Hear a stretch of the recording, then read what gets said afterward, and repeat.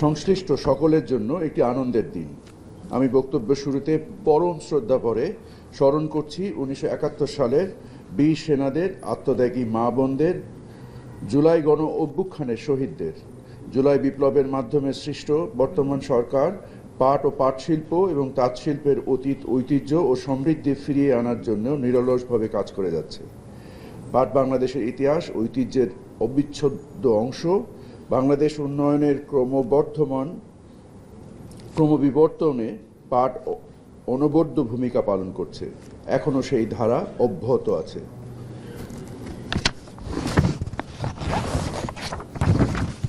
আমার মনে হয় আমরা যে আলোচনাগুলো আজ সকাল থেকে আগ্রহের সাথে শুনলাম এবং সম্ভাবনা ও সমস্যাগুলোকে অনুধাবন এবং উপলব্ধি করার চেষ্টা করলাম।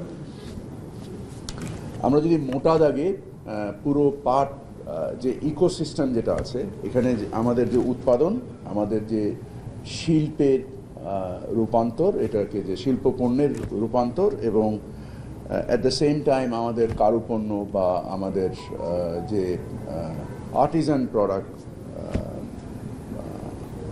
যে রূপান্তর এবং এর অর্থনীতিকরণ, একটা যেহেতু এটা একটা অর্থকরী ফসল এবং অ্যাট দ্য সেম টাইম এটা একটা শিল্পপণ্য, সো এটার যে স্পেকট্রাম, যে এটার যে পরিধি, এটার এতই ব্যাপক যে সমাজের দরিদ্র চাষি থেকে সমাজের শীর্ষস্থানীয় শিল্পপতিরাও এর অংশীজন।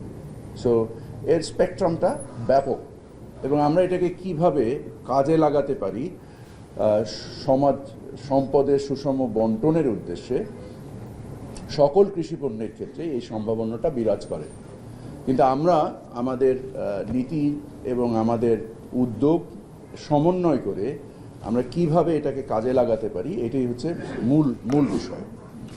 আমি মনে করি যে আমি এখানে বসে একটু রাফ ক্যালকুলেশন করছিলাম যে আমরা যদি 75 থেকে 80 লক্ষ বেল অথবা 12 থেকে 13 লক্ষ টন পাটের যদি আমরা বর্তমান বাজারে, যদিও 3,000 টাকার বেশি পাটের মূল্য, 3,500 টাকা, সো রাফলি আবার 10,000 কোটি টাকার মতো একটা কৃষি পণ্যের মূল্যমান দাঁড়ায়।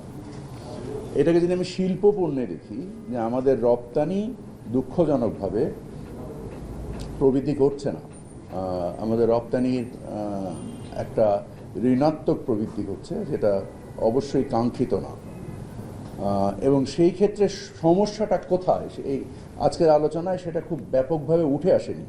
আমি ধারণা করেছিলাম আমরা শুধু সম্ভাবনার কথা বলছি, এবং যা সেই সম্ভাবনাটা কি বায়বীয়, না সেই সম্ভাবনাটা বাস্তব। এই বাস্তব সম্ভাবনার সমস্যাগুলোকে আলোচনার প্রাসঙ্গিকভাবে বিভিন্ন বিষয়ের অবতারণা এখানে হয়েছে, বাট একটা আলোচনা হয়েছে যে আমরা সামগ্রিকভাবে সকলে একসাথে বসতে পারি কিনা, যদি আমাদের এখানে $5 বিলিয়ন একটা সম্ভাবনা থাকে, যেটা $1 বিলিয়ন থেকে এখন নেমে এসছে, এবং এটার নিয়ামক সমূহ কি সেটাকে চিহ্নিত করা। এবং আমি একাগ্রচিত্রে বসে শোনার জন্য অধীর আগ্রহে থাকলাম। আপনারা যখনই মনে করবেন, please come to my office and I will be very very happy to learn from you and then formulate appropriate policies so that আমরা এই সম্ভাবনাটাকে অর্জন করতে পারি। আমরা আমাদের মন্ত্রণালয়ের পক্ষ থেকে আমরা পাট উৎপাদনের ক্ষেত্রে আমাদের প্রায় 354 কোটি টাকার একটা প্রকল্প, কৃষকদের সহায়তা দেওয়ার জন্য বীজ, সার, প্রদর্শনী প্লট এবং পাট পচন প্রক্রিয়াকে কিভাবে সহজীকরণ করা যায় এবং এটাকে পাটের গুণগত মান সার্বিকভাবে কিভাবে উন্নত করা যায়, এ ব্যাপারে আমরা কাজ করছি।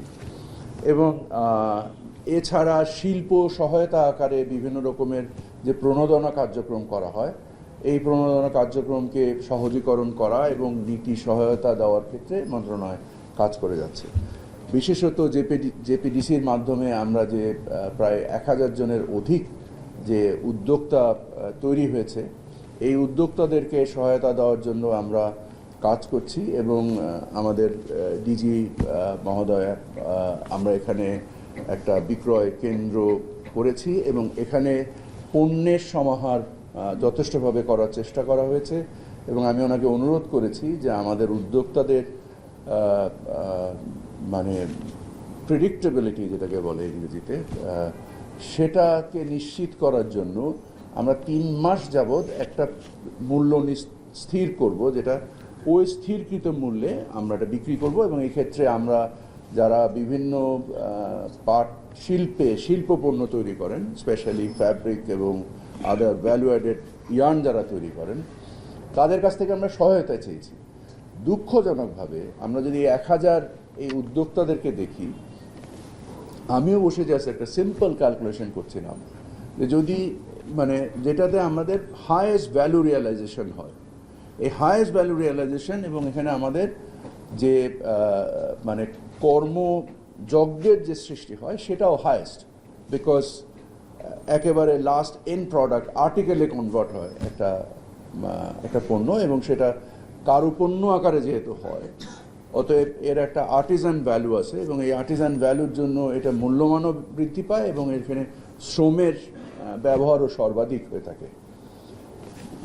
এরপরেও আমি জাস্ট হিসেব করছিলাম, যদি 100 টন করে গড়ে পাট ব্যবহার করে একজন উদ্যোক্তা, খুব বেশি না, 100 টন পাট একজন উদ্যোক্তার জন্য খুব বেশি না, তাহলেও তো 1 লাখ টনের উপরে শুধু পাট পণ্য ব্যবহার করতে পারে আমাদের এই জেপিডিসির উদ্যোক্তারা। কিন্তু আমার ধারণা এর 10%ও হয় না, যেটা খুবই দুঃখজনক। আমরা বিভিন্ন রকমের পদক্ষেপ নিচ্ছি, সেগুলোকে আমরা মানে নির্ণয়মূলক সিদ্ধান্ত নেওয়ার জন্য আমরা পর্যাপ্ত কাজ করছি না। আমি যেটাকে সবসময় বলি যে backward reasoning and forward thinking. So আমরা যদি প্রপারলি ব্যাকওয়ার্ড রিজনিং আমাদের পদক্ষেপগুলোকে নির্ণয়মূলক করে আমরা সামনের দিকে আগানোর পদক্ষেপগুলো গ্রহণ না করি, তাহলে হবে না। এছাড়া শিল্পপণ্যের ক্ষেত্রেও আমরা দেখেছি যে আমাদের কোভিড পরবর্তীতে পাটের শিল্পপণ্যের একটা ব্যাপক চাহিদা তৈরি হয়েছিল, এবং আমরা হয়তো $1 বিলিয়ন বা $1 বিলিয়ন প্লাস ক্রস করেছিলাম। এবং ওই সময়ে আমাদের পাটের বাজারের যে একটা অনিয়ন্ত্রিত একটা মূল্য, কাঁচা পাটের বাজার সৃষ্টি হলো, প্রায় 2000 টাকার পাট ওই সময় 7000 টাকায় চলে গেল, এবং তার ফলশ্রুতিতে আন্তর্জাতিক বাজারে আমরা আমাদের পাট পণ্য বিক্রয়ের ক্ষেত্রে বিভিন্ন ধরনের প্রতিশ্রুতি ভঙ্গের কারণে এবং অতিমূল্যের কারণে আন্তর্জাতিক ক্রেতাসমূহ আমাদের কাছ থেকে সরে যেতে শুরু করে। এই সরে যাওয়ার ফলস্বরূপ আজকেও আমার ধারণা যারা শিল্পপণ্য উদ্যোক্তা আছেন, তারা এর মানে এই সমস্যা গত 2-3 বছর ধরে বা 3-4 বছর ধরে ভোগ করে আসছেন। এর একটা পরিত্রাণ দরকার, এবং ওই সময় যে পাটের যে ক্ষুদ্র মজুতদারির যে একটা প্রসার ঘটেছিল, এবং এই ক্ষুদ্র মজুতদারির ফলে পাট পণ্য যে এখনও যে পণ্য যে মূল্যটা কৃষকরা পাচ্ছে না, কিন্তু এই মজুতদাররা শিল্পকে একটা আনসাস্টেনেবল একটা পজিশনে নিয়ে যাচ্ছে। সো আমার মনে হয় সেটাও পরিবর্তন হওয়া দরকার। আমাদের পাটের স্থানীয় চাহিদা বৃদ্ধি করার জন্য আমাদের ম্যান্ডেটরি প্যাকেজিং অ্যাক্ট আছে, যেখানে আমাদেরকে বিশেষভাবে বলা হয়েছে যে আমরা যেন এই পণ্যগুলো আমাদের পাটের মাধ্যমে মৌলিকীকরণ করি। প্রায়শই আমাকে আমাদের পরিবেশ উপদেষ্টা আমাকে মাঝে মাঝেই ভৎসনা করেন, উষ্মা প্রকাশ করেন যে আমরা কেন পাট থেকে এই জিনিসটাকে প্রয়োজনীয় সমর্থন যোগাতে পারছি না। আমি উদ্যোক্তাদেরকে উদাত্তভাবে আহ্বান জানাতে চাই, তারা ক্ষুদ্র, মাঝারি, বৃহৎ। আমি ওনাকে অনুরোধ করেছি যে আমরা যে এই বাজারের ব্যাগ, শপিং ব্যাগ বললে আমার মনে হয় একটু অন্যরকম শোনায়, আমি শপিং ব্যাগ বলতে চাই না, আমি এটাকে বাজারের ব্যাগ বলতে চাই। যেটা নিয়ে আমি নিজে ছোটোবেলায় বাজারে গিয়েছি, আমার বাপ চাচারা বাজারে গিয়েছে। এটার যদি কাপড়টা আমরা সংস্থান করে দিতে পারি শিল্প যারা ব্যবসায়ী আছেন, এবং স্থানীয়ভাবে জেলা ভিত্তিক, উপজেলা ভিত্তিক, ইউনিয়ন ভিত্তিক যদি একটা ছোট্ট কারখানা তৈরি হয় যারা এই বাজারের ব্যাগ তৈরি করতে পারে, তাহলে আমার ধারণা আমাদের পরিবেশ মন্ত্রণালয়ের যে লক্ষ্য এবং আমাদের পাট মন্ত্রণালয়ের জন্য এটা একটা ব্যবসার সুযোগ তৈরি হবে এবং এটার মধ্যে হয়তো কয়েকশো কোটি টাকার একটা ব্যবসায় সুযোগের সম্ভাবনা তৈরি হবে।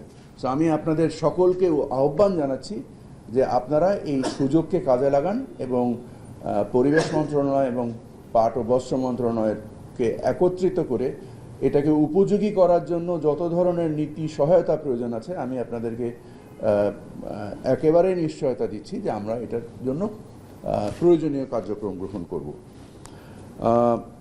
এবং পরিশেষে আমি বলতে চাবো যে আমাদের বায়বীয় সম্ভাবনা না, আমাদের বাস্তব সম্ভাবনা কি আছে এই শিল্পে নেতৃত্বের জায়গায় শিল্পপণ্যের ক্ষেত্রে আমাদের তাপস দাদা he is a great entrepreneur, উনি বা আমি অন্য অনেক এন্টারপ্রেনার এখানে দেখতে পাচ্ছি যারা বাস্তব ভিত্তিকভাবে, হ্যাঁ এখানে করের সমস্যা রয়েছে এবং সেই সমস্যা ব্যাপারে ওনারা যথেষ্টভাবে সংবেদনশীলতা সৃষ্টি করেছেন এবং আশা করা যায় যে এই বাজেটে এই সমস্যাগুলো দূরীভূত করা হবে।